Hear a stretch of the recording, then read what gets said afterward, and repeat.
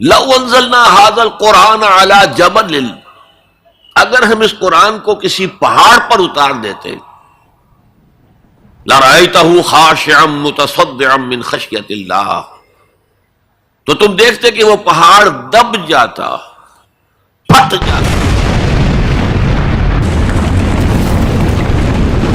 اللہ تعالی کے خوف اور خشیت سے۔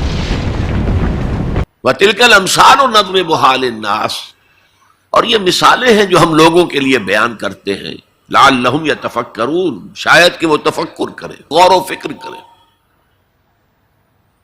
قرآن مجید میں وہ مضامین جو بہت لطیف ہوتے ہیں، بہت لطیف ہوتے ہیں، جن کا ادراک عام انسانی عقل سے ماورا ہے، اس کے لیے تمثیلیں بیان کی جاتی ہیں۔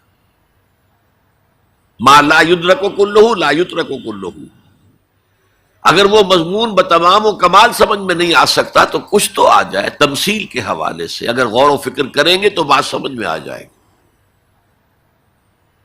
اب اس تمثیل کے حوالے سے سب سے اہم مقام جو ہے قرآن مجید کے اس اصول کے تحت کہ القرآن یفسر بعضہ بعضا، قرآن کا ایک حصہ دوسرے حصے کی تفسیر کرتا ہے۔ سورہ اعراف میں یہ واقعہ مذکور ہے کہ جب حضرت موسیٰ علیہ السلام کوہ طور پر گئے تورات لینے کے لیے، تو وہاں انہوں نے اللہ سے ایک خواہش کا، ایک درخواست کا اظہار کیا۔ مخاطبہ اور مکالمہ تو اس سے پہلے بھی ہو چکا تھا، اب یہ شوق، رب ارنی انظر الیک، پروردگار اب دیدار بھی عطا فرما دے۔ پردے کے پیچھے سے بات تو ہوتی رہی ہے اور ہو رہی ہے، لیکن دیدار بھی عطا کر دے۔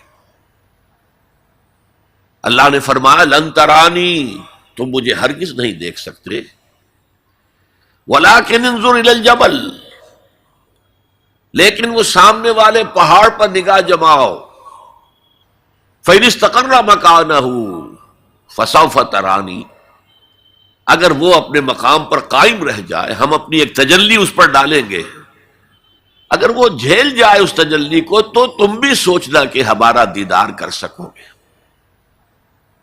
فلما تجلی ربہ للجبل، جب اللہ نے اپنی تجلی ڈالی اس پہاڑ پر، جعلہ دکن، تو وہ پھٹ گیا، ریزہ ریزہ ہو گیا۔ وخر موسیٰ صعقا، اور حضرت موسیٰ بے ہوش ہو کر گر گئے، حالانکہ تجلی براہ راست حضرت موسیٰ پر نہیں تھی، تجلی پہاڑ پر تھی، اور حضرت موسیٰ بالواسطہ اس تجلی کا مشاہدہ کر رہے تھے، لیکن اس تجلی کا نتیجہ کیا نکلا؟ پہاڑ پھٹ گیا، ریزہ ریزہ ہو گیا، اور حضرت موسیٰ بے ہوش ہو کر گر گئے۔ اب یہ واقعہ ہے، وہاں تو تمثیل بیان ہوئی اور یہ واقعہ ہے۔ تو جو اثر اللہ تعالی کی ذات کی تجلی کا ہے، وہی اثر اللہ کی جو صفت ہے کلام، اس کی تجلی کا ہے،